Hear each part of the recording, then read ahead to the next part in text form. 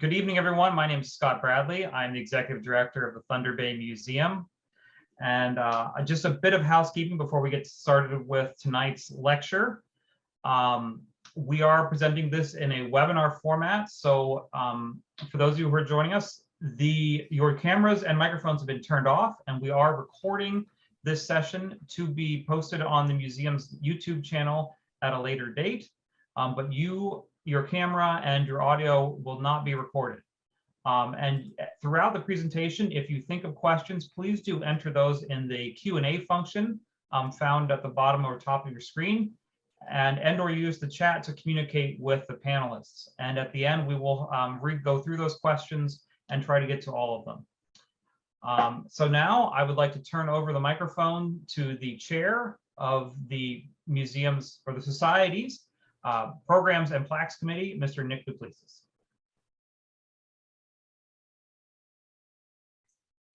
Thank you, Scott. I'd like to start off our evening tonight by reading a land acknowledgement. The Thunder Bay Historical Museum Society acknowledges the original custodians of this land and pays respect to the elders, past, present, and future, for they hold the memories, the traditions, the culture, and the hopes of Indigenous peoples. We also recognize that we are meeting on the traditional land of Fort William First Nation, signatory to the Robinson Superior Treaty of 1850, and to acknowledge the role of Métis settlement in the development of our community. As Scott said, my name is Nick Duplessis. I am the chair of the Plaques and Programs Committee at the Thunder Bay Historical Museum Society. Each month on the fourth Tuesday, we've had a long history of and legacy of holding free public lectures. In more normal times, we have those in person. Lately, we've been doing hybrid versions, but of course, because of the latest restrictions, we've had to move to completely online. But nevertheless, all of our lectures, regardless of format that they've been delivered, have been really, really great. And today is no different. We're in for a special treat. Today, we have Dr. Brian McLaren from the Faculty of Natural Resource Management at Lakehead University. His title, Traveling West and East from Lake Superior to Lake of the Woods. In the Natural Resource Management program at Lakehead University, Dr. Brian McLaren teaches wildlife science and management and has undergraduate and graduate students engaged in projects related to the habitat and behavioral study of ungulates, leading to over 50 papers and book chapters on these topics. Dr. McLaren works part-time in Ecuador, where he expanded his interest in ecosystem study to include agroecology and traditional ecological knowledge in Indigenous communities, work that he has also carried out in First Nation communities in Northern Ontario related to food and land sovereignty. So with that being said, I'd like to welcome Dr. Brian McLaren. Brian, the floor is all yours. Okay, thank you very much. I guess if I start the slideshow, the slides will appear on the screen. Is that right?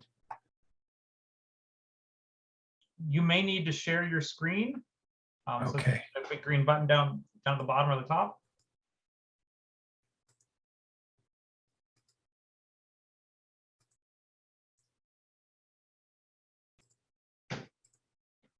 Is that good now for everybody? That is perfect. Thank you so much. That's All great. right. Well, thank you, Nick and Scott, for the introduction and for the invitation that you are providing me on behalf of the Thunder Bay Museum Society.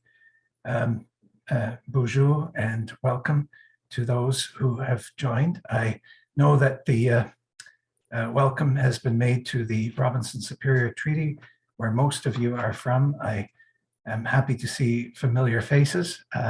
And I know that some of you also come from Treaty 3. And if we extend the topic to travel west along the Dawson route to Fort McGarry, we should also acknowledge the land that was signatory to Treaty 1.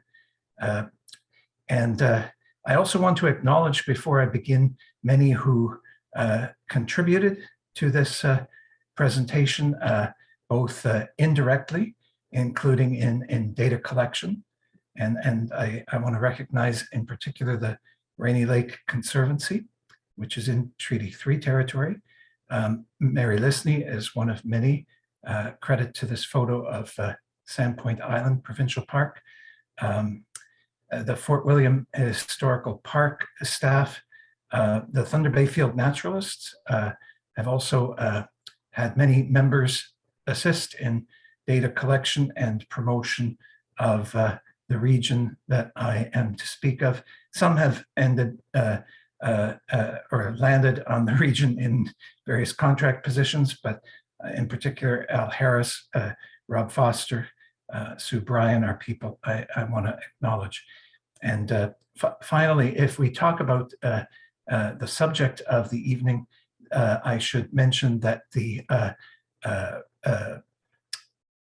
Rainy Lake Conservancy has agreed to be the Western Zone Manager, and the Lakehead Region Conservation Authority has agreed to be the Eastern Zone Manager of an expansion to the initial proposal to the Canadian Heritage River System, which has approved this Boundary Waters Voyageurs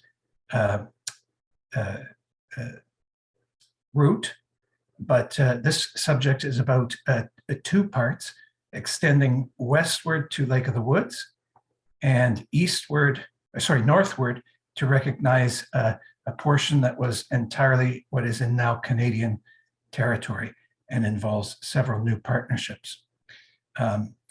It's very important for me to acknowledge those who have put forward this nomination to extend the Boundary Waters Voyageurs route to become the Lake Superior to Lake of the Woods route. And those include Dale and Phyllis Callahan of Rainy Lake Conservancy, Pam Boyle, who served many roles, including with the Fort Frances Museum, Pam Kane, Peter Boyle, who worked with the Fort William Historic Park through much of the development, and also Stephen Chalice, who is part of the Rainy Lake Conservancy. Just one interesting note before I begin the presentation to end, well, two actually. You'll see a little blip here that I'll talk to later. That was part of the complication, presumably, in extending westward, and that there were at least, well, if you look at the permutations, there could be 6 different routes. The northern following the US border, the US border following the US border all the way along the Rainy River, the northern route following the northern route through the Namakan River, and the northern route following the US border through Loon Lake, Vermilion Lake, and other waterways to Rainy River. Also, if you think this is about extending the designation of the Boundary Waters route westward, increasingly into the Arctic watershed, just an interesting note, you are mistaken, as I was until recently. You're either a believer of road signs that somebody puts up on the Highway 11 through Quetico Park that says you are entering the Arctic watershed, or you are, taught in early years that the Hudson Bay is part of the Arctic Ocean, which it is. It's a marginal sea of the Arctic Ocean, but that's because it shares a climate. And actually, all the waterways, all the way to Lake Winnipeg, Lake of the Woods, Lake Winnipeg, the Churchill River, the Winnipeg River, all the rivers in Northern Ontario are actually part of flow that eventually is out to the Atlantic Ocean. So if you're in doubt about that, you can check a map and you can find out that the watershed is different, but not at the point that it reaches the ocean. We are all part of the Atlantic watershed. First, I give a tribute to an interesting part of the behind-the-scenes work that's even behind the scenes, those who have been part of the thought process to reconciliation and celebration of the waterways that I deliberately mentioned as being traveling east and west. That was part of a long tradition, even including waterways more to the north, including Lac Seul and Lac Seul First Nation and others of Treaty 9. The plan was always that we travel, and here Jim Leonard, along with co-author from Winnipeg, Sean Loney, Jim Leonard being a former chief of the Rainy River First Nations, is a celebrated member who also himself celebrates Manadu Jibi, translated to the Spirit River, the portion of the waterway that I'm speaking about to the west. So courtesy of Fort Francis Times, we have this front and back cover, which is available in the Fort Francis Public Library or by purchase from various means. So not only does he acknowledge John Mackay, an earlier explorer, who says, this is one of the most beautifulest rivers I ever saw, he expresses the tone of the entire book, which hopes for visits to the waterway. I've always wanted to collect stories of the Rainy River to help us all, Ojibwe, Métis settlers, and visitors, to understand each other better. The more we hear each other's stories, the easier our path forward will be. And he is also cited in the Fort Francis Times later in a promotion of this book to say that, of course, the inescapable fact about the district is that both settlers and Indigenous people interacted with each other as we would normally. And that includes the good and the bad. And that relationship of good and bad endured through the years. So through this presentation, I want to try to balance geography. I want to balance the different genders and the different cultures that may make possible the fact that we can even think about nominating a great waterway west and east through the millennia.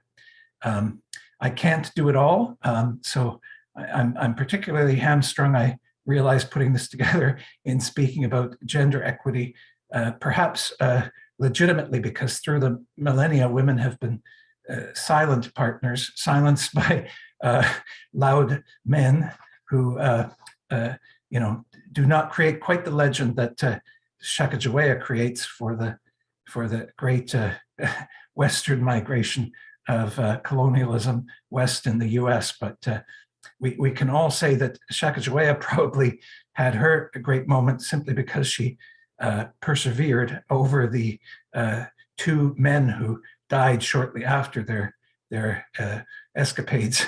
And I will talk more about the US-Canada relationship later. Now, I want to start to acknowledge the great work that the Ontario Parks Planning Division and the original proponents, including groups that are grassroots and also Ontario Parks, like the Quetico Park, La Vérendrye Park, and Pigeon River Park, that together with US partners acknowledge the importance of that southern route through the boundary waters starting at Pigeon River. Most of that actually started at Grand Portage, and that's one of the unfortunate reasons that we don't recognize the route north of the border today. I would not have actually known about this stamp collection except that I happened to meet the recently deceased David Coons, who was a member of the Thunder Bay Planning Zone, just to credit that regional and also to credit the provincial effort that goes into designation of a Canadian heritage river. In 1991, just the same year that the Voyageurs Boundary Waters Voyageurs Waterway was designated a Canadian heritage river, The program was into its, almost its 10th year of conception, and Canada Post decided to commemorate heritage rivers.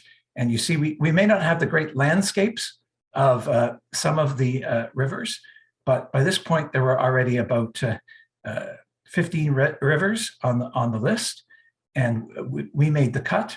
You can see that, in fact, David, who worked on the stamp collection as part of his passion, included the pictographs as a commemoration of the Indigenous partners in the millennial age waterways, along with the name, the Voyageurs Waterways. There was an implicit commemoration of the period that we would now call colonial.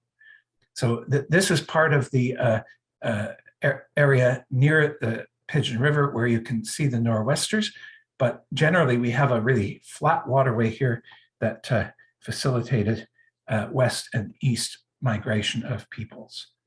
So that said, a picture of the watershed, originally named for Lake Agassiz. Originally named Lake Agassiz by a Swiss explorer, a geologist. Louis Agassiz arrived in the 16th century and was able to describe some of the historic glaciation that scraped clean the areas west of Lake Superior and eventually allowed for post-glacial migrations west and east along this flat area. Just like Louis Agassiz is a Swiss explorer, the explorer who we know as La Vérendrye passed through in 1732, and he's literally stated by Jim Leonard in the book as, somebody who is about the best we learned before we started to recognize the partnership that includes some of the first travelers along the watershed. And here we see from the Ontario Parks Library at Quetico, the women who traveled from Lac La Croix First Nation through Quetico Park, this photograph dating to 1915. I like to think that we can continue the mood of recreation that you might see in this photograph. And many of you know the region as a recreational region.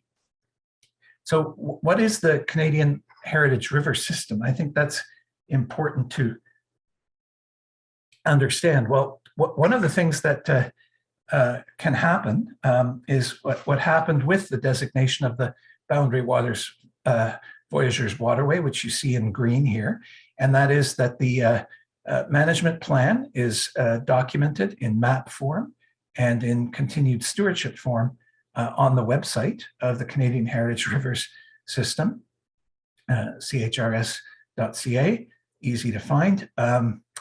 That's the beginning. The experience I had with the Canadian Heritage Rivers System before I came to Thunder Bay actually was in the management with the Newfoundland and Labrador Wildlife Division. Great controversy existed in the main river watershed because it was one of the last refuges, from my perspective, of the Newfoundland pine marten. And the marten is a subspecies in Newfoundland that is endangered, with its last populations in remote areas like the main river. And so in this case, and in the case of the Boundary Waters Voyageurs Waterway, the area is almost exclusively managed by the provincial government. All of the Boundary Waters Voyageurs Waterways exists in the 3 provincial parks that I've already mentioned. And here in Newfoundland, the efforts also started with grassroots folks like a Jesuit priest named Father McCarthy, who had his parish in the area, and he was also seeking a PhD in protection of old growth forest. So this remote area was something that he invited David Suzuki to come and visit. I guess my point being that in the 1990s, actually 2001, by the time this was Main River, it was designated as a formal reserve in the Canadian Heritage River System. The easy parts were done, remote, entirely managed by the province, and also, as you see in the green here, in Main River, newly designated as a provincial waterway, and almost with that same colonial tone that we will have people like David Suzuki, and we will have people in this region who want to tout first the colonial attitude, which is we must protect. But the protection was actually easy. So here's the logo for the Canadian Heritage River System, and their vision statement includes a chance to have the world experience the great waterways of our country and learn about their rich history and share in their stewardship. The Canadian Heritage River Systems helps recognize and conserve the outstanding rivers that are part of our natural heritage and identity, and they help us celebrate and conserve the natural, cultural, and recreation values of 40 rivers across Canada. That last statement being the strategic priority for the current planning timeframe, which is 2020 to 2030. So celebrating and conserving the 40 rivers across Canada. Also reflected in strategic priorities 2 and 3, which have to do with empowering local stewards in order to create that promotion of the existing 40 waterways. So I think that's why this presentation will continue really about a supplement, because we don't want to talk about an additional river. I guess the Canadian Heritage River System does not want to talk about a 41st river at this stage, but rather, according to Strategic Priority 1, seeking the advice and engagement of Indigenous people to ensure that Indigenous perspectives and values are appropriately integrated into all aspects of the Canadian Heritage River System program. So that's a direct quote of Strategic Priority 1, and a challenge as we move the supplement northward and westward. So definitely a challenge in front of us.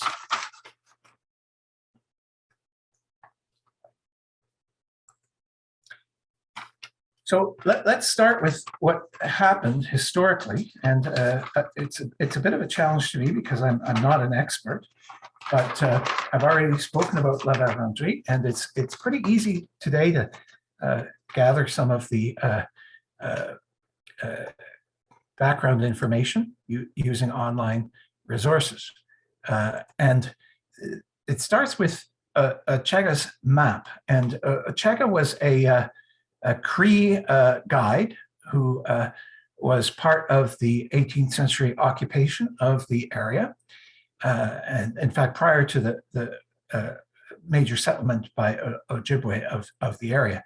And he helped La Vérendrye, who at the time was the governor of the Fort Kaministiquia, right here in what is currently Thunder Bay, or the traditional territory of Fort William First Nation. And La Vérendrye, who later was known as Sieur de La Vérendrye, Pierre Gaultier de Varennes, one of many we'll see who had the privilege to take on many names. He received advice on a northern route, which was discussed as less preferred. It joins Lake of the Woods here, a kind of a, I guess we would say today, a clumsy diagram, but this is before satellite images or airplanes or anything that would assist a diagram. But to get to Lake of the Woods and to get west to Fort Garry and back east to Lake Superior to assist the fur trade, La Vérendrye, who was exploring as far as people would know. In fact, the state of Montana celebrates him in this portrait. He is presumably the first to reach the Rocky Mountains, all due to Chaga's map and Chaga's recommendation to take the southern route, which we would know today as the Grand Portage, today largely in the US. So La Vérendrye immediately changed his preferred route, which wasn't abandoned until the mid-19th century when the Confederacy, the Civil War was won, and eventually Confederacy of the United States had their own movement westward, eventually leading to protection of the Pigeon River as the boundary between the US. It was then that the northern route that we're talking about through this presentation was advocated. Not sure why my slides aren't advancing here. There we go. So just one more mention of the southern route, and that's because maybe mostly my own background, where I started looking at ungulates, including the moose of Isle Royale, as part of my research career. Minong is Isle Royale, and the most recent book by one of our southern neighbors, Timothy Cochrane, former superintendent of Grand Portage National Monument. Maybe some of you have met him. He really highlights the Grand Portage route, or the route really from Gitche-Bitovic, Grand Marais, and up to the current Grand Portage Monument and westward along the chain of lakes that begins with Pigeon River. He treats this fairly as the early accounts of the Anishinaabe, as he speaks about the last century and a half, the last 2.5 centuries of the fur trade. It's really not giving Tim Cochrane justice to call him former superintendent, because during his period of superintendent, he took what is called in the US the Self-Governance Act of 1994, when he started as a superintendent, and he took funding associated with the Self-Governance Act in order to have the tribes actually take over federal programming at Grand Portage National Monument. And he created the Grand Portage National Monument Heritage Center, which is a fantastic new building that you may have seen, that actually offers equal employment, or if not priority employment, to members of the Grand Portage Indian Reserve, who today are one and the same as Fort William First Nation people. He had a system in which those on the US border could continue on to the National Park Service, or anywhere in the country, actually, or return to the Grand Portage Indian Reserve with new skills they earn at the Heritage Center, and use those skills in their advancement individually and collectively as a community. So he honored actually a 50-year-old agreement that the state of Minnesota, the US government, and the Indian reservation that's part of the 1892 treaty, if I got that right, it's not in my notes, that there would be a tripartite agreement. I just want to mention that, and I'll return to this idea that the US First Nations, the Canadian and the US treaty organizations are all part really of one family. So I'll return to that thought at the end of this presentation. So now I'll start with a focus on the Boundary Waters, the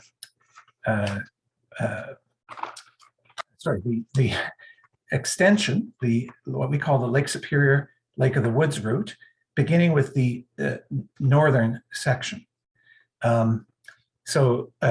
This is an example of a map that would appear on the Canadian Heritage River Systems website.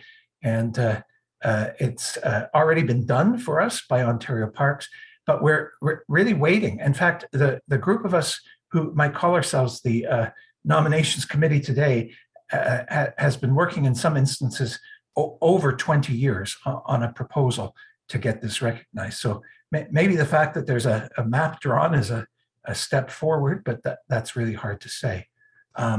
You can see that the major waterways that the route passes through in the northern route, just one of the two ambitious arms of extending this, are the Dog Lake and Lac de Molac.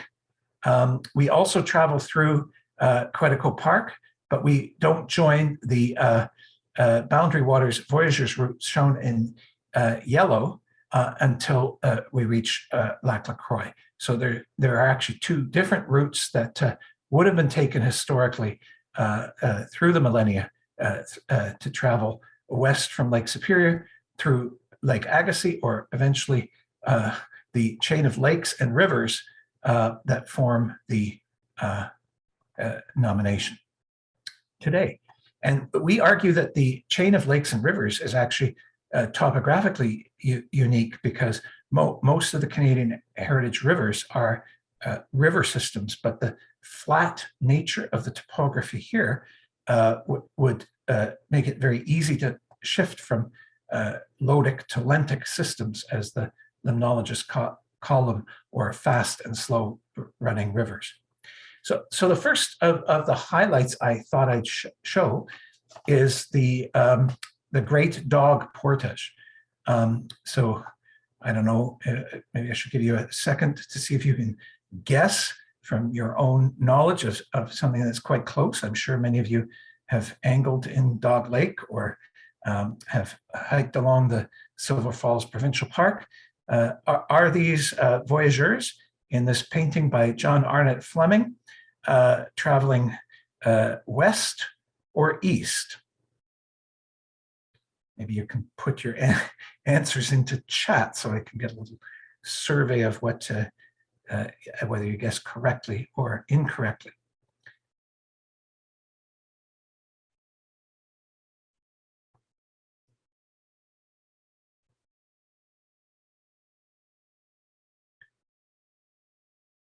Let's see. The first guess is east and the second guess is west. That's typical. I had to think about this quite a bit. I have a second guess for west and another guess for west. So let's see.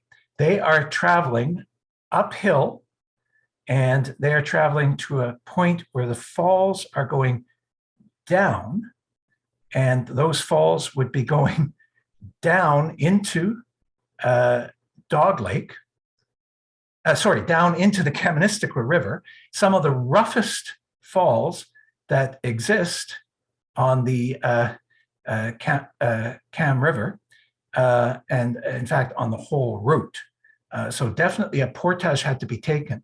Those falls don't exist, so it's a bit of a trick question. They're essentially a trickle that you can hear from the Silver Falls Trail in Silver Falls Provincial Park.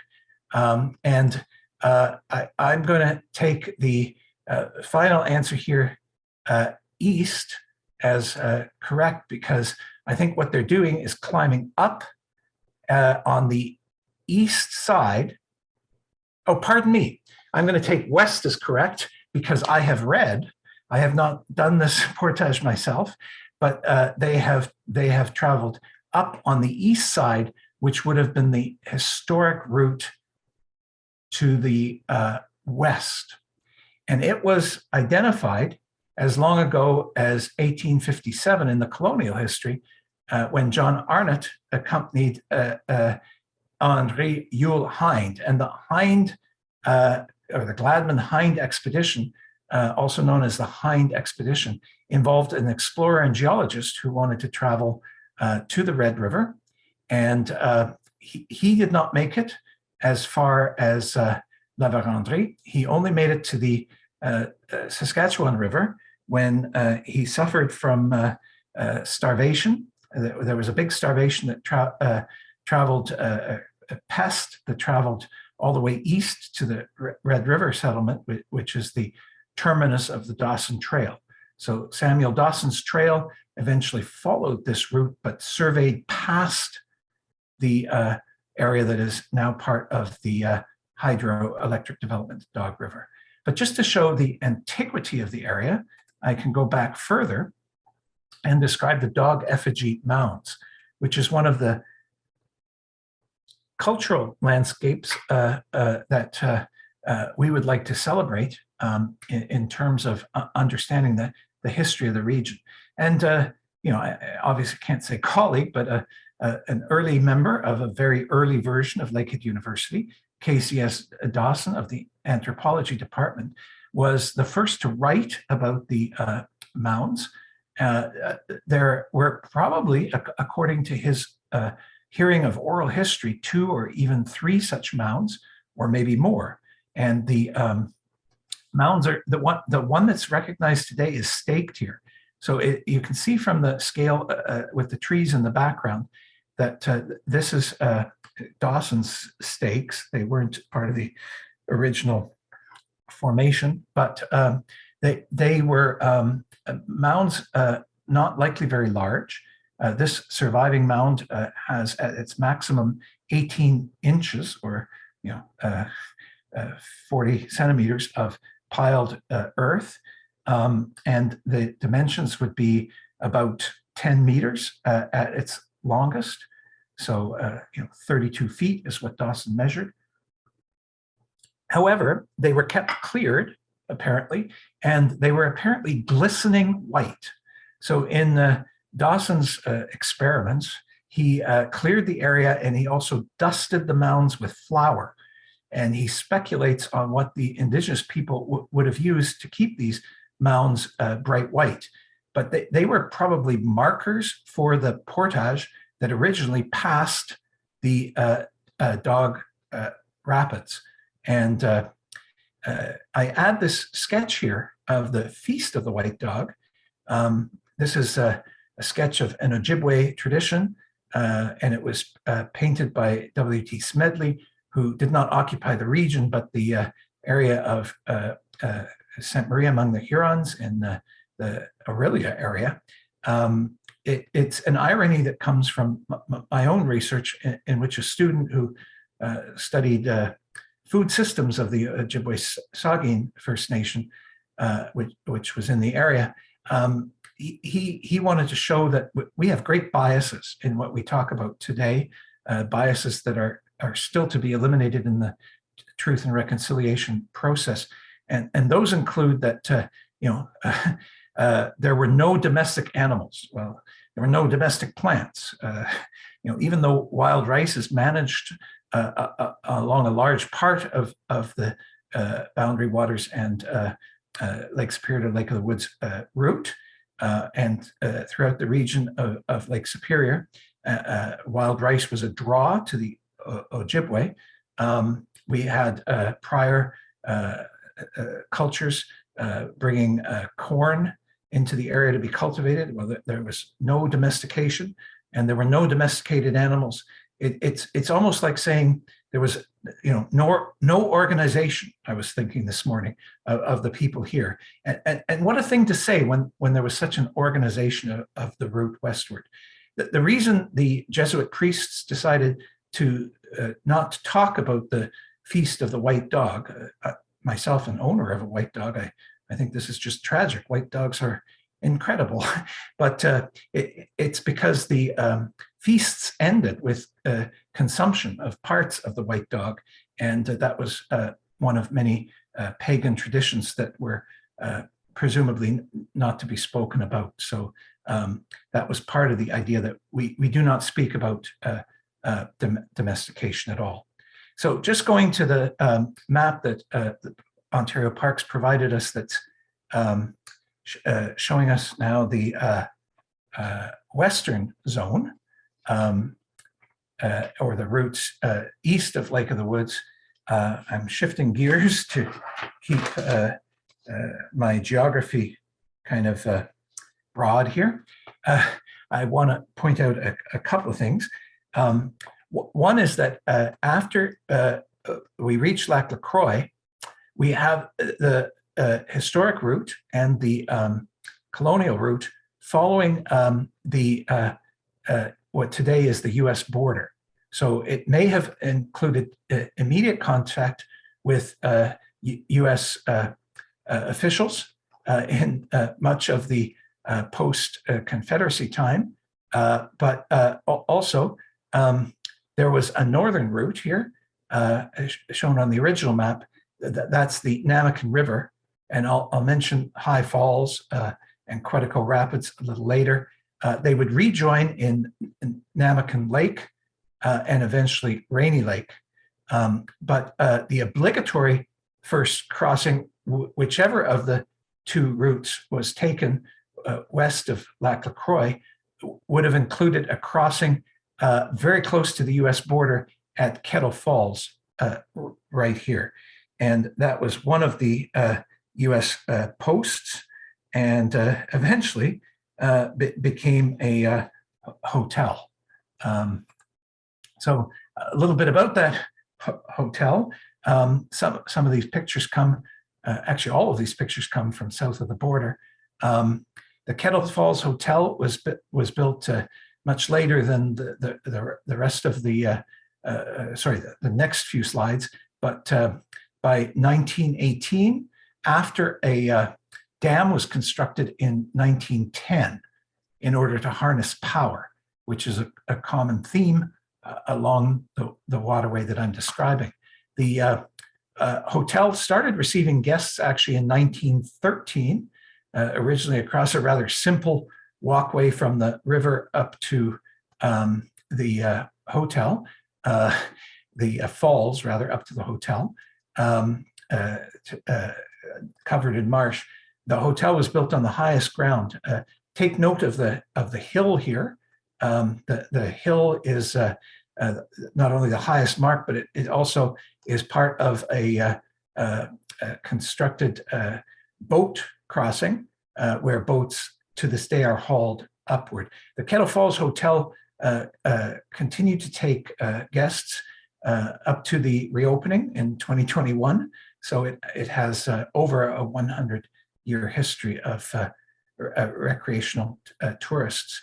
It also was part of the Voyageurs National Park environmental assessment process to look at the whole region, which includes the walkways and the access points along what here is the beginning of Rainy Lake, and what upstream is the Namakan Lake, both shared waterways with the US and Canada.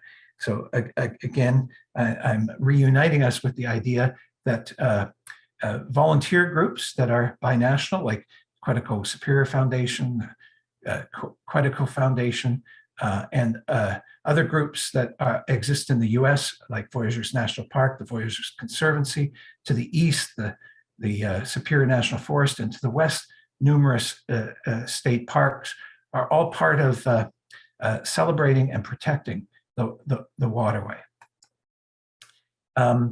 Here's a historic picture that anybody who's visited the Kettle Falls crossing would know. Some know this as the sliding bar. Because it was built on a hill, I really don't know the full story, but as I interpret it, the simplest way to build a lower story that would include a recreation room would be to just build the floor on the slope. So you can see that the seats here and the pool hall are on a slope downward from the bar that itself sits on the highest point of the basement.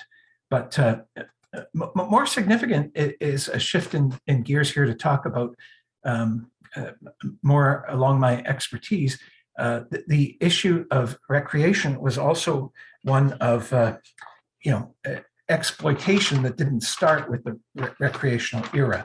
So the lake sturgeon pictured here is listed at 112.5 pounds, very rare today, and diminishing at the time the photo was taken in 1908. The photo was taken not on the waterway itself, but not far at Big Falls, which is in the Red Lake, Minnesota area. North and south of the border, recreation was beginning to diminish stocks of what was known as Neme by the Ojibwe. The Ojibwe divided into clans today would recognize the families that belong to the lake sturgeon or Neme clan. Neme translates to grandfather, and the sturgeon, whether this was recognized or not by the Indigenous people, paleontologists would now place lake sturgeons in a family group that is as old as 200 million years old. The modern sturgeon originated at least in the late Cretaceous, so perhaps we would say 70 million years ago. So again, we're looking at a painting here of High Falls that is a little bit fanciful by John Arnott Fleming from the Hind expedition. The right-hand side shows another picture of sportsmen. Looks like they've had an awful lot of fun in their fishing expedition. But really, the fishing ramped up in the 19th century when two major events occurred. One was the discovery that isinglass could be extracted from sturgeon and could be used as a wine clarifying agent, so used domestically. Another one was this species, extirpated from many of the Eurasian lakes where similar species occurred, the genus, Sepenser, and the caviar that was a delicacy in Europe could be exported from North American species like the lake sturgeon. So we hear those classic fishing stories that I think are exaggerated, but the Namakan, or Namakan, as we would say it in English, is the place of the grandfather. It is one of many places where, for certain, spearfishing would occur seasonally to reap what would be a subsistence food for Indigenous people. By the 20th century, this was virtually absent, and partly because many of the rivers were dammed. I want to tell a little story about field school, which I entertained as part of my job at Lakehead University after engaging a couple of students on the research project of approximately 14 years ago, actually. I embarked on a project by invitation of Daryl McLeod of the Fort Francis District Office of the Ministry of Natural Resources. And Daryl had already gathered a lot of information about how this stream was a continuous flow with a continuous population of lake sturgeon. It was intermittent at certain points like High Falls.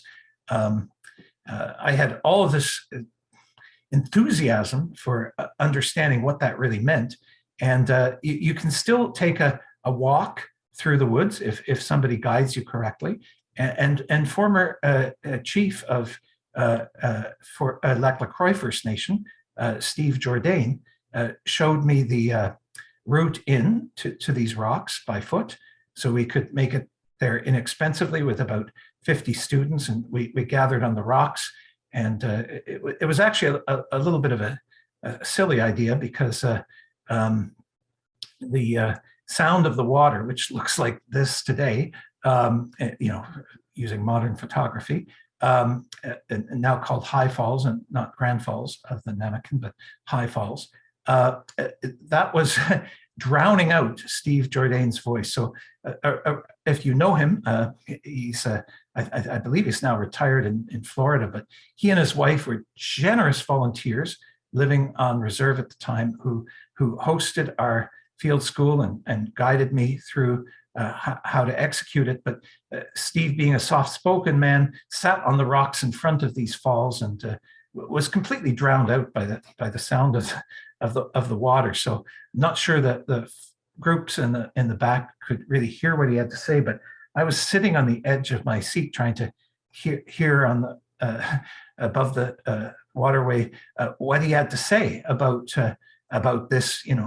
Upstream would be Bill Lake, one of the highest concentrations of juvenile lake sturgeon that would come from spawning or reproductive events upstream.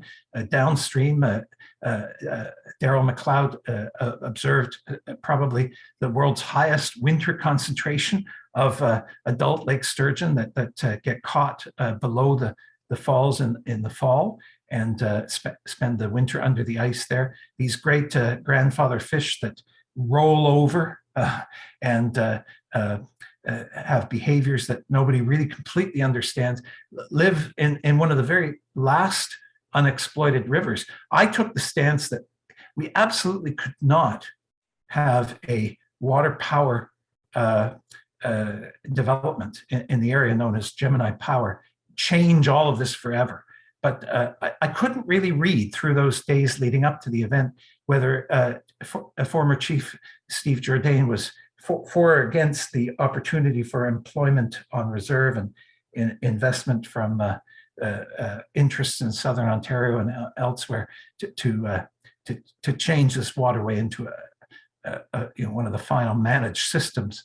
And I was a bit shocked when I heard over the sound of the water that he has to instill in younger generations that it is the rights of Indigenous people, including his community, to express their interest in developing their people.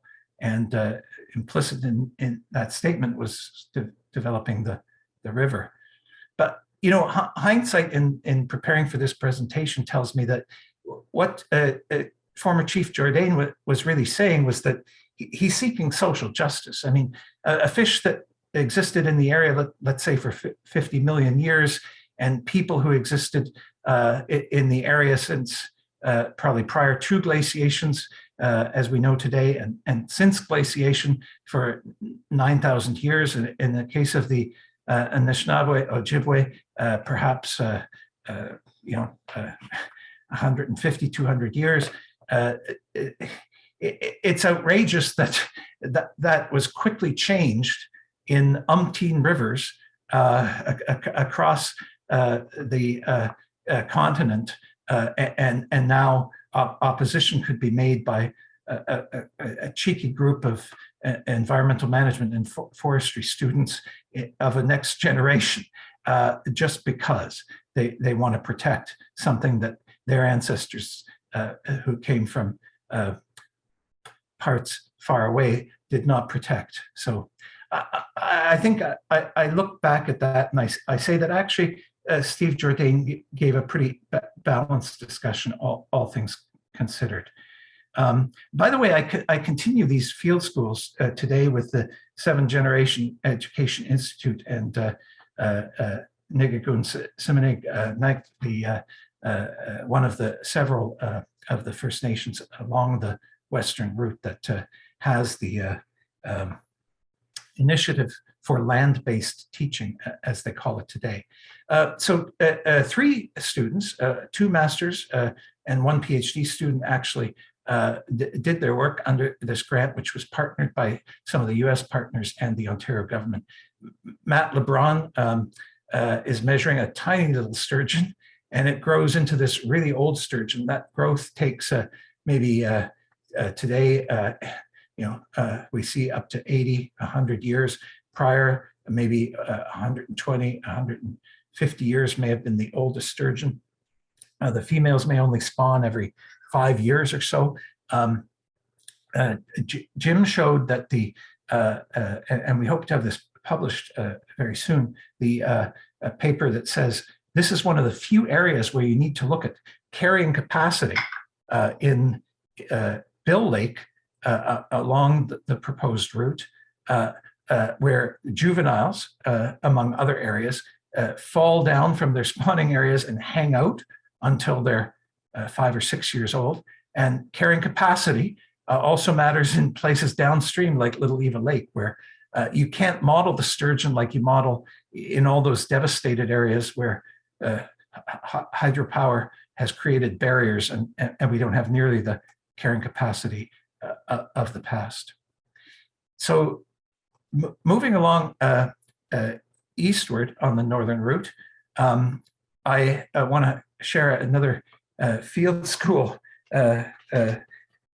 reflection. And in this case, I want to talk about a man who changed his names a few times with that privilege.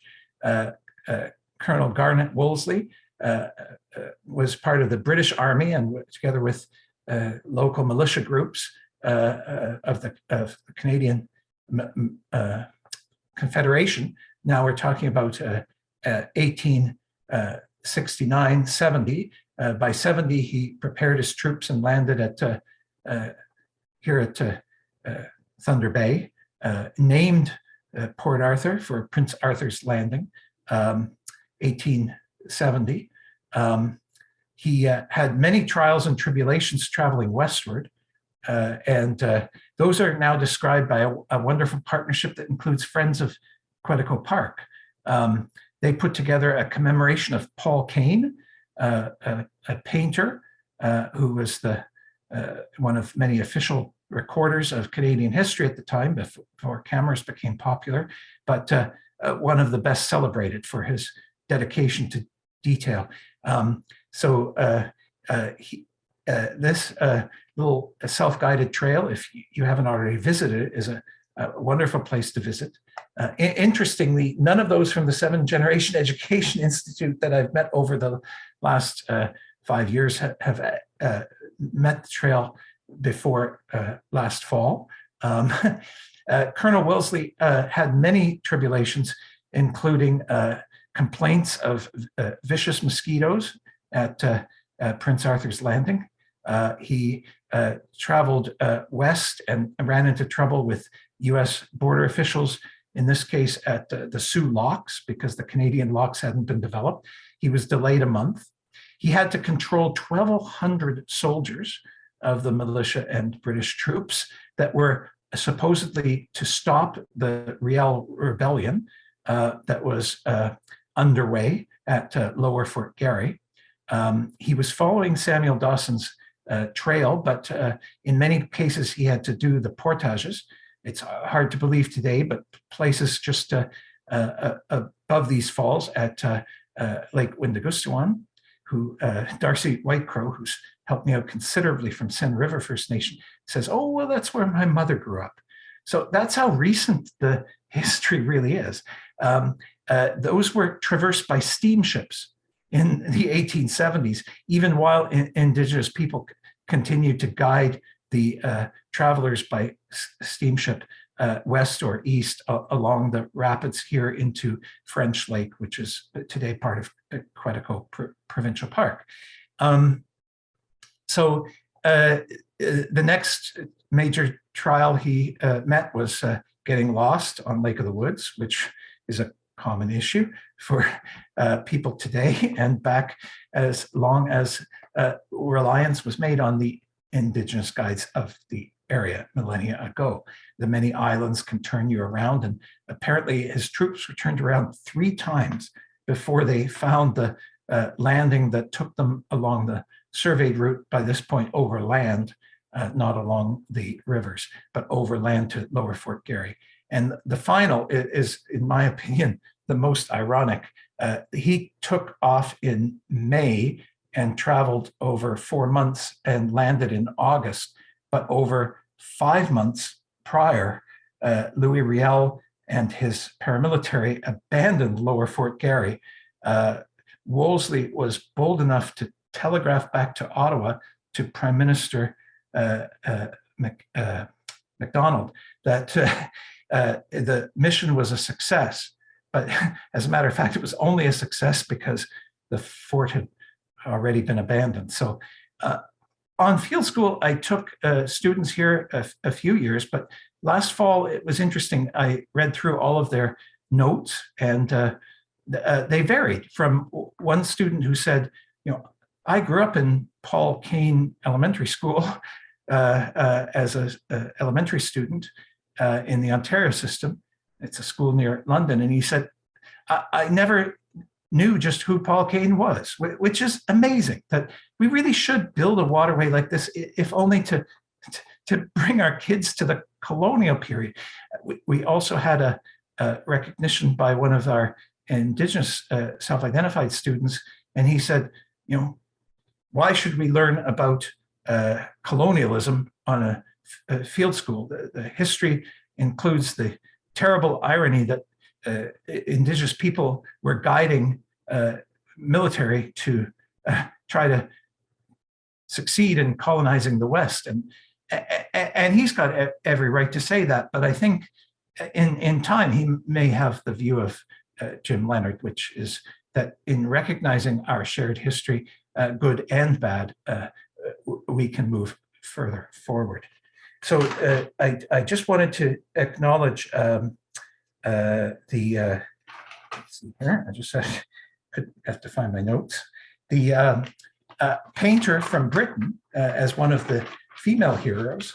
Paul Kane was not the only documentary of the voyageurs route, but here Frances Anne Hopkins, she paints what is likely the French River at Lake Huron, but a similar kind of scene in which she painted herself next to one of the voyageurs, perhaps her husband, who was Edward Hopkins. I'm still looking for my notes, so if I get this wrong, forgive me. But she had a pretty short-lived period in North America because her husband was hired in Britain, and they didn't travel west until much later. And that was part of the ethic at the time, that you earned your dues in Western Canada. But it's kind of cute that she sits in a comfortable seat. She reminds me of the other Frances, also painting and writing about the Indigenous guides that are portrayed here. And that's Lady Frances Simpson, who married George Simpson much later in history. At the time, sorry, much earlier in history. Sorry, I wrote the notes, but I just can't find them. The marriage of Lady Frances Simpson was a tragic one. She's portrayed here. This is not Library and Archives Canada. This is the one exception. The Hudson's Bay Company Archives labels her as the wife of George Simpson, married in 1830 until her death in 1853. So by 1830, George Simpson earned his way to become governor of Lac La Pluie Fort, Lac La Pluie, which became Fort Frances in celebration of his marriage to Lady Frances. She apparently took that trip along the French River at the Windigouswan French Lake boundary with a piano that she carried all the way to Lower Fort Garry. The Hudson Bay record says that she had 3 failed pregnancies and many illnesses that led to an early death after 23 years of marriage. Other archives will tell you that her husband was also behaving typically for the time. He had little interest in staying at home in a mansion in Lower Fort Garry with his wife and her piano, and much more interest in philandering all across the Red River area that he became responsible for. His wife eventually probably died of loneliness, really. So to begin to conclude, another slide that recognizes Fort Frances, Lady Frances, and the entry from the Namakan River into Lake of the Woods. Here's an interesting story. Just give me 1 second. My notes must be somewhere here. Rainy River Valley First Nation discovered in a survey in the 1990s, and this is a group that exists along the Rainy River west of Fort Francis. They discovered the pygmy snake tail on the Namakan River that I've mentioned before. And in Ontario, that is an endangered species. So as it exists here on the Namakan River, it would be a significant find, and one that is just one of many. And I chose the small on this slide to celebrate of the species that are of scientific and natural history interest, but also of heritage and recreation value. This spawned Al Harris to write a report in 2002, commissioned by the Rainy Lake Conservancy, in which they found 5 other provincially rare dragonflies, pictured here: the Forsythia emerald, the horned clubtail, midland clubtail, and lilypad clubtail, plus the pronghorn clubtail. So 5 provincially significant or provincially rare dragonfly species occur in the area. And a statistic that I found outstanding, really, is that in this area of Rainy Lake, 80 plus dragonfly and damselflies have their breeding take place. And you know, if you think about this, they can't all breed at the same time, because some closely related species like the clubtails could probably hybridize. So they've evolved to breed at different few days through the season. So you can watch breeding take place on the surface of the water of Rainy Lake practically every day of the warm season. There was also one provincially rare butterfly, the tawny crescent, and 2 provincially rare tiger beetles, the Wrenchen tiger beetle and the beach dune tiger beetle.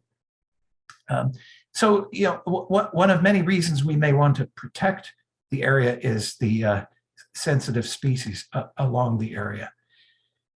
But, I've tried my best to cover some of the cultural and natural features, and I recall telling you that at the beginning that the third criterion for a Canadian Heritage River designation would be recreational values. And from time immemorial, Rainy River First Nations would have had the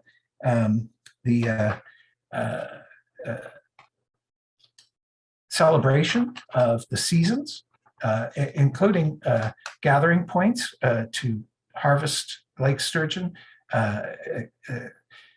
agriculture, including potatoes, probably traded from South America, corn, and other crops that would grow through the summer, and medicinal plants that would be recognized through the area, known to this day as powwows, combined with the tragic history that Jim Leonard portrays, that the plural for Rainy River First Nations is deliberately maintained. This is a group that was originally 7 First Nations south and north of Rainy River.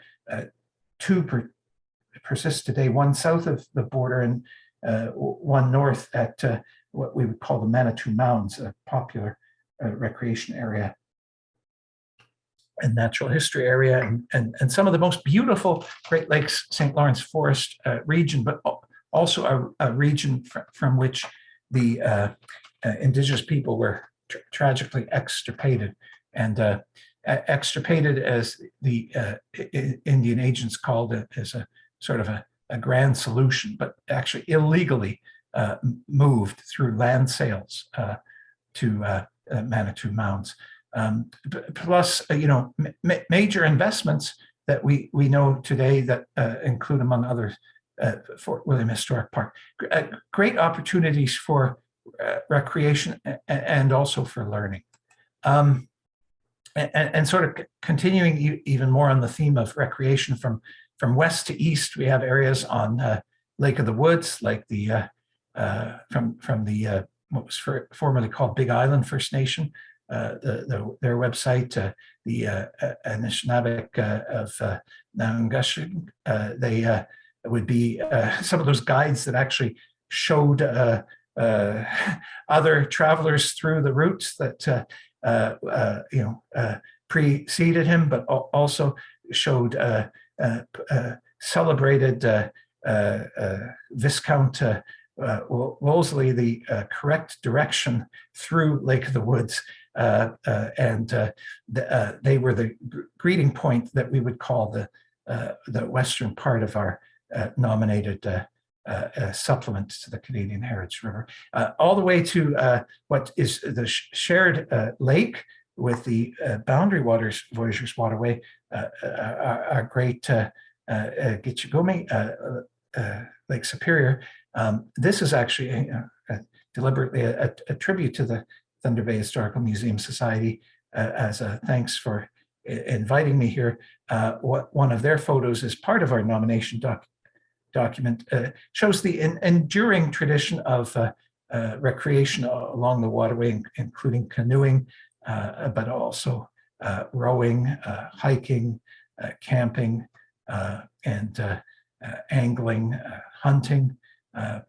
So thank you to them. And I also want to thank you, Miigwech, to those who have kind of helped behind the scenes and putting this presentation together, and also those who have patiently watched as I present it to you tonight.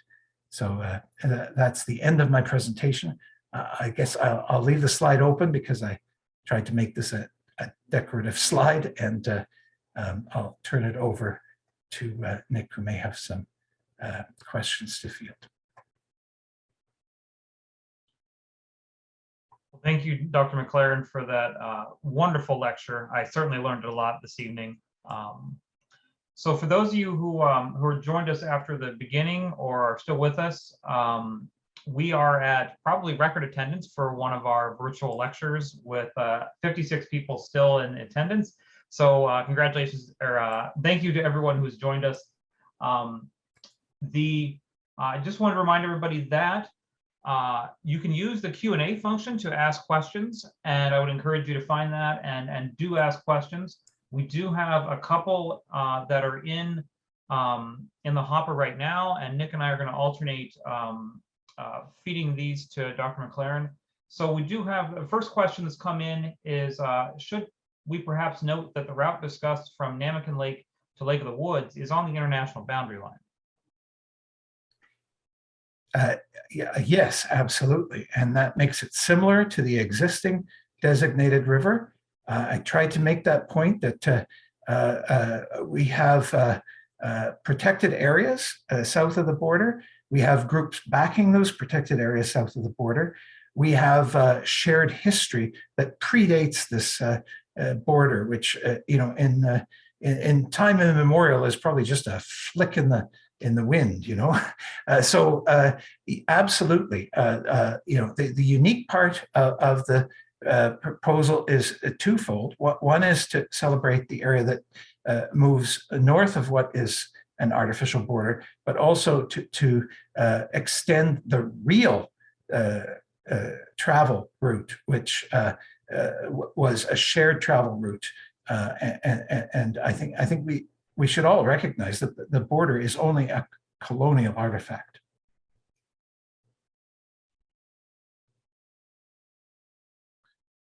Thank you.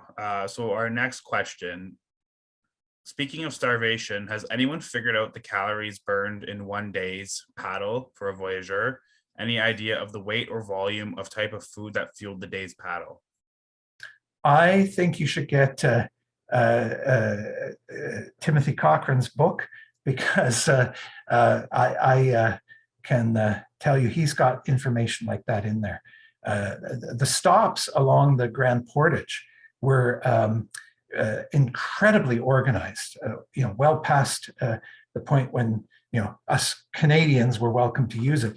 They increased in terms of services, and they had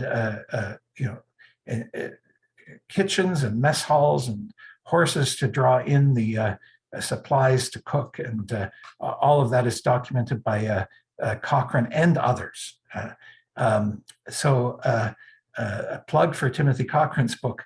I can also sort of tell you that thinking before that voyageurs route, which is what our group really hopes to do, there are periods that we call, as academics, I don't want to point fingers to the anthropologists, but it's the anthropologists who call them the starvation periods. But the starvation periods were actually augmented by incredible summer seasons when transport became immediately available through first the sturgeon, then the developing berries, and then the developing summer crops. We have accounts in oral tradition of some of the travel that took place even through so-called starvation periods when the winter foods were rarer. I think humans are incredibly resilient too, and that's part of this story. But I don't have exact figures to just spout off right offhand, but easy to find sources on just what was consumed through the era. Fantastic, thank you for that one. So another question that's come in, can you discuss the importance of Lake Shabandawan as a voyager route and also the colonial route used by Wolseley? I understand cannonballs were found there several years ago.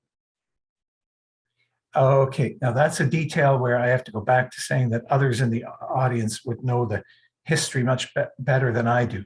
Shabandawan was definitely one of the steamship routes. I know that. I don't know about cannonballs specifically relating to Wolseley's expedition, but I can tell you that it's pretty easy to fire small cannons from a steamship. I just know this from fascination with history growing up. By the time Wolseley traveled the route, the surveyed overland passage was abandoned for the first steamship route. So far as I know, there was no steamship route on Dog Lake. I may be wrong about that, but Shabandawan, I thought, was the first steamship route by Wolseley's time. And if there was a defense there, it was certainly not defense against U.S. interests. So I really can't comment further, frankly. Thank you. So the next question, is the prairie portage still intact, or has timber harvesting removed evidence of the trail? So that's referring to the Boundary Waters Voyageurs Waterway. And as far as I understand, the prairie portage is still intact. The biggest threat, I thought I have read some years ago, was the I think it's Hayes Lake forest fire, it was called. That was in 2007. Or maybe I'm wrong on that date, but timber harvesting would be part of restrictions. Certainly restrictions in Quetico Provincial Park, but also restrictions in the Superior National Forest.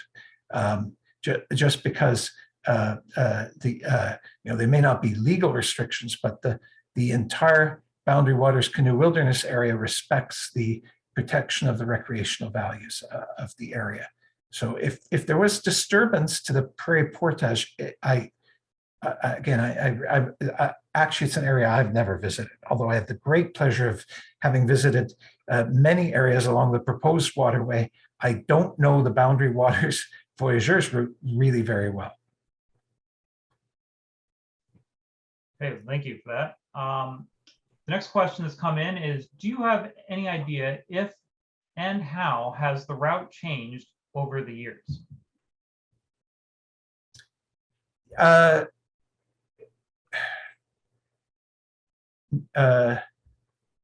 no, not really. Again, here, I should have made it very clear at the beginning that I'm not a historian, I'm a biologist.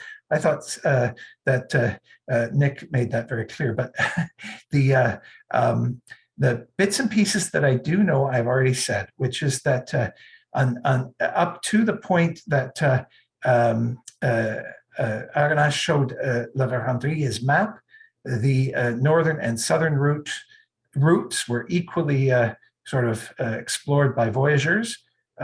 Local people probably had their adjacent route as their favored route, but that changed by certainly by the 1840s through to the 70s, when the northern route would have been the preferred route again, and remained the preferred route until we talk about the extirpation of the fur trade.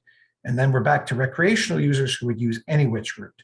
The only additional comment I can make is that westward from French Lake, and also from the portage at the Prairie Portage, we could say there are 2 or 3 or multiple routes actually that may have depended on forest fires at the time, that may have depended on water levels at the time.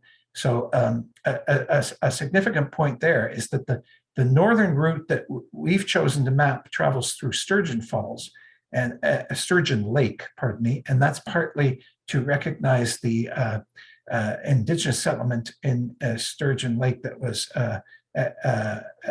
extirpated from the park in the 19, I think it was the, anyway, I can't remember that part, but we recognize their extirpation from the park and settlement in Lac La Croix. But Sturgeon Lake was not the only route as well. There may have been other routes north and west. Again, the flat topography allowed for multiple routes. So there's a follow-on comment or a clarification to that question. They were inquiring about the portion of the trail near the Dog River Road. Okay. I can't speak specifically about that. I can only say that until the dam was constructed, there were folks who did, depending on the water levels, use the Dog River Falls as a travel route, but that was sort of a daredevil route. As I understand it, among recreationalists, the Kayak Club of Thunder Bay continues to use that route, but only seasonally. So I suggest, I don't know much about this at all, but the Dog Lake Road would be in an area that was most frequently changed seasonally through the millennia. So next question, and I just have to scroll a little bit to be able to read it all. If the northern expansion is eventually approved, how will the designation as a heritage river change the river? Will it improve the sustainability of the river and ecosystem and stop any further, sorry, I'll reread that. Will it improve the sustainability of the river and ecosystem and stop any further development? Changing the Dog River below Silver Falls has changed it from a warm water river to a cold water river, and water flows controlled by the dam are not helpful to spawning. Yeah. So yeah, long question, but one that I may be more equipped to speak to with a background in natural resources management. I can appreciate where the Canadian Heritage River system is coming from. The shift, especially as the public has gained more access to remote areas, initially physically through roads that were built and better off-road vehicles that were built, also virtually through tools like satellite images on Google Earth. flick of the mouse. I think natural resources management has inevitably responded by saying that stewardship is the model. So I had hoped to have a bit more time, which I forgot about, to state that the main river in Newfoundland, which was my first experience, it was easy in that direct experience I had, because that access did not exist, and so it would be easy to say there would be restrictions placed. There would be no more dams. So, for example, that dam at the Dog Lake would be something that would not be approved at High Falls. It would not be approved in other areas on the Namakan River and elsewhere that would be, protected through strong legislation. But that's not the future. The future is to have stewards step forward from private interests and NGOs, from individual expressions of interest. And so I think with that new strategic set of strategic priorities for Canadian Heritage River status, we really reflect a new model for resource development, which would say, our country's large, our population's still relatively small. In the grand scheme of things, access is relatively remote. So the only way to come out cost effective, but also the only way to really change mindsets, and this is globally true, would be to develop a sense of stewardship. So the strength may not be the same as legislation, but the long-term outcome as a global population would be more in tune. And just one more specific example there. I thought from my history in the main river that it would be a daunting task to get, the paper company that has the timber rights to most of this region on board. And that's initially how I said I'd throw in my small effort into our already 10-year effort of the nominating committee, as they're called today. And they've been working over 20 years and me over 10 years. And in fact, it was 6 months to get the timber company, Resolute Forest Products, on board. And it was Mike Maxfield who said right away, this is the right thing to do. So when he said that, it took time for him to read the documents. It took time for him to understand what the Canadian Heritage River System's goals were, because those were new to him. Again, so easy in Quetico to say this is going to happen, but so much more difficult to move into that era of stewardship. And yet in 2 months, I had an answer from Mike Maxfield, and he said, let's do this. So if I'm also in that last little allegory portraying a sense of frustration that now we have Ontario Parks holding this up, you're hearing me right, because I hope that Resolute and other land stewards are part of the future. Fantastic. So we have two more comments or questions in the hopper. So another one, or this is a comment. So my understanding of federal legislation is the Canadian Heritage River System designation, when it happens, mandates periodic evaluation of the preservation of historic values, but doesn't really have an ecological mandate. I don't know if you wanted to comment on that. Only to agree quite simply, yes. But a little more complicated. Again, briefly, the main river was my teacher there, and I have traveled through the main river, not by helicopter like Suzuki, but slogging with a canoe in younger years. And I think it's inherent in the past in the Canadian Heritage River System that the stewardship would anticipate future ecological developments. And I remember mentioning that pine marten was part of the reason to protect that area, and it remains remote to this day. I did not have time to check whether the pine marten survives in that area, but I can say that it's a little bit too simple to say that ecological values are not recognized. They're recognized in word, and I would hope under the stewardship principle they're also recognized in principle. But I would also have to say, yes, the primary focus of that CHRS mandate is to protect the waterway itself. So from the high water mark on the left shore to the right shore, but not the riparian area surrounding. Legally, that's the simple answer. Thanks, Brian. So next question, and I don't want to speak for Scott, but I'm going to go out on a limb and say this might be our last or getting close to our last. So the next question is, does the proposal protect or provide guidelines for watersheds that drain into the rivers? It seems that without governance of the full basin, protecting the river will be impossible. Well, that's like my last answer. To keep it brief, no, right?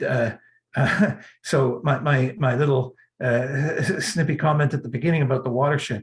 This would not protect the Turtle River, even though the map shows Turtle River Provincial Park as an area north of Atikokan that's protected by Ontario Parks. There's no additional protection of any watershed around that area, nor does this imply that we move to begin protecting, the subarctic regions of the Hudson Bay watershed. Not by any means. And that's a limitation.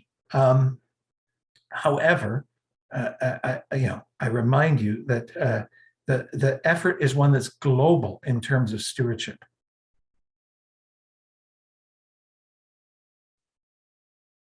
Well, Dr. McLaren, thank you so much for joining us this evening to present this lecture. I like I said, I certainly learned a lot, and really want to personally thank you for all the hard work that you put in, and the rest of the nominating committee. I'm very hopeful that you're successful and that we are able to preserve this waterway. And so with that, I'd also like to thank tonight's sponsor, the Lakehead University History Department, for supporting our lecture series over many years. And I'd also, again, like to say thank you to all of our attendees to tonight's lecture. It's really been really wonderful to see the great turnout and all the great questions and engagement. Yeah. So with that, I'm going to shut down recording, and we'll do any final goodbyes.